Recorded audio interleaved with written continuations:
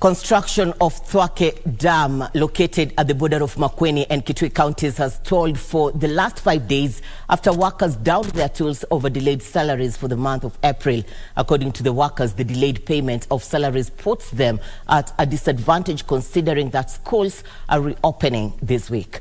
Gezuba Company, which is in charge of building the dam, is yet to provide a statement regarding the strike, but blamed the government for failing to disburse funds on time for the smooth running of the project. This is despite Water Cabinet Secretary Alice Wahome promising to fast-track the disbursement of funds for the project to help curb the water problem in Ukambani.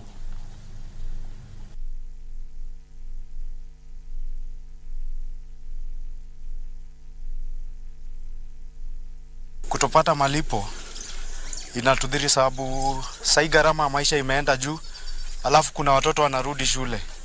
Sasa hapo kuna shida. Alafu tuoni kama tunaweza endelea na kazi bila kwanza kulipwa. Kwa hivyo tunangoja kwanza tuangalie kama tutapata malipo ndio tuweze kurudi shule. Tuweze kurudi kazini. Na hali ambayo iko pale kazini, hasa masala ya wale maafisa wa usalama wanatumia nguvu nyingi sana kufukuza wafanyikazi ambao wanalilia haki yao.